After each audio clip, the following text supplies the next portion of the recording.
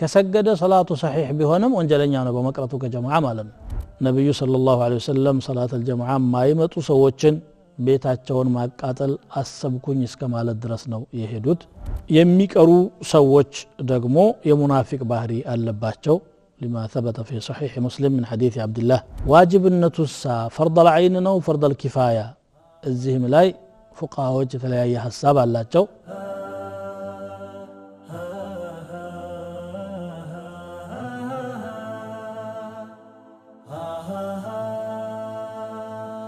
بسم الله الرحمن الرحيم الحمد لله والصلاة والسلام على سيدنا رسول الله وعلى آله وأصحابه ومواله إذا رأيت إياكي صلاة الجماعة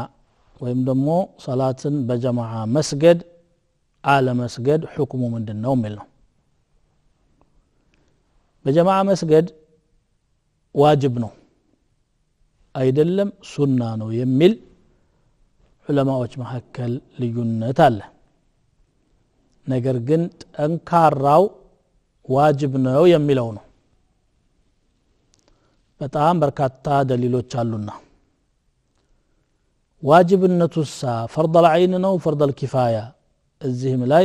ፉቃዎች የተለያየ ሐሳብ አላቸው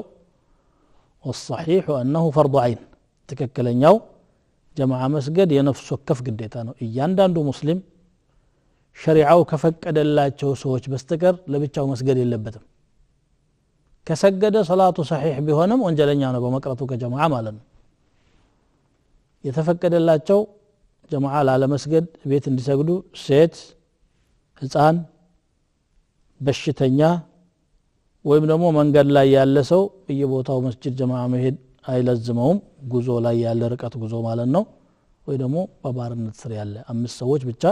ናቸው ህፃናት መጀመሪያ ሆኖ ሰላቱም ስለማይወጅብባቸው ጀማዓው ማይወጅብባቸውም ለማለማመድ እንጂ ሴቶች ቤት መስገዳቸው ይበልጣል ተብሏል ከዛ ውጪ ያለ ሰው ግን መስገድ ጀማዓ ሄዶ መስገድ ፈርድ ነው ግዴታ ነው ነብዩ ሰለላሁ ዐለይሂ ወሰለም ሰላት الجمعه ማይመጡ ሰዎችን ቤታቸውን ማቃጠል አሰብኩኝ እስከ ማለት ድረስ ነው የሄዱት በጣም በርካታ አዲላዎች በዚህ ማዕና መጥተዋልና ፈርድ العين ነው ማለት ነው ፈርድ العين ከሆነ ደግሞ የቀረሰው ወንጀለኛ ይሆናል ሶላቱ ብቻውን ቢሰግድ ባጢል አይደለም ነገር ግን ወንጀለኛ ነው ለምን لقوله صلى الله عليه وسلم صلاة الجماعة أفضل من صلاة الرجل في بيته أو سوقه ب27 درجة أو ب25 درجة على اختلاف الروايات عند سو بجماعة مسجدو بهايا سبات وينم بهايا أمست درجة يبلتال ببيتو وين بسوقو كم يسجدو بمالت قلت أوتال رسول صلى الله عليه وسلم صلاة الجماعة فرض العين ነው ማንም ሙስሊም ከጀማዓ መቅረት የለበትም መስጂዶች የተሰሩትም ለዚህ ነው ጥሪ የሚደረገውም ለዚህ ነው የአላህን ጥሪ መቀበል የያንዳንዱ ሙስሊም ግዴታ ነው አይነ ስውሩ እንኳን ሰሃቢ አብዱላህ ኢብኑ ኡም መክቱም እንደሚያውኝ እኔ አይነ ስውር ነኝ የሚመራኝም ሰው የለኝምና አዛን ሲባል መቅረት እችላለሁ ሆይ ሲላቸው አተስማዑ النداء አሉት አዛን ተሰማ የለም አዎ አላቸው اذا فاجب እንዳ ከሆነ መምጣት አለብህ ነው ያሉት እንደምንም ብሎ ያው መንገዱ ላይ አንዳንዴ ዝናብ ይዘንባል ውሃ አለ አንዳንዴ ሐዋም ተናዳፊ ሐሸራቶች ነፍሳቶች አሉ እንደ ባብ እንደ ጊንጥ አይነ ስውር ነው አያይም ይሁሉ ያለ መምጣት አለብህ ብለውታል ማለት ነው ምናልባት ዑዝር የሚሆነው ኃይለኛ ማን ነው ዝናብ በሚዘንብበት ጊዜ صلوا في رحالكم በያላችሁበት ስገዱ ብሎ ያሳወጁበት ሁኔታ ከነብዩ ሰለላሁ ዐለይሂ ወሰለም ተገኝቷል ያ ይፈቀዳል ካቅም በላይ የሆኑ ገጠመኞች ሲኖሩ እንደ በሽታ ማለት ነው እንደዛ ካልሆነ በስተቀር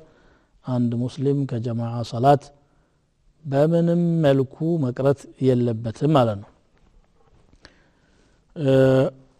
የሚቀሩ ሰዎች ደግሞ የሙናፊቅ ባህሪ አለባቸው لما ثبت في صحيح مسلم من حديث عبد الله ابن مسعود رضي الله عنه موقوفا قال ولقد رأيتنا وما يتخلف عنها إلا منافق معلوم النفاق እኛ ሰሃቦችን አይቻለሁኝ እኔ ከነሱ መሐከል ሰላት الجماعه ከመስገድ ወደ ኋላ የሚቀር ማንም የለ ሙናፊቅ ካልሆነ በስተቀር ያ ሙናፊቅ ደግሞ ሙናፊቅነቱ የታወቀ ከጀማዓ የሚቀር ከሆነ ሙናፊቅነቱ ኦሬዲ ታውቋል ማለት ነው ከወዲሁ ይሄ ነው ይላሉ በተለይ ዒሻና ሱብህ ደግሞ ለሙናፊቆች የተራራ ያህል ይከብዳሉ ነብዩ ሰለላሁ ዐለይሂ ወሰለም እንዳሉት ሰላቱ አثقل الصلاه على المنافقين صلاه العشاء وصلاه الصبح ለሙናፊቆች በጣም የሚከብድ ሰላት ማለት የዒሻ ሰላትና የሱብህ ሰላት ነው ብለዋል እነኚህን ሁለት ሰላቶች በጀማዓ በመስገድ ከሙናፊቅነት ለመጽዳት እንሞክር وصلى الله وسلم وبارك على نبينا محمد وعلى آله وصحبه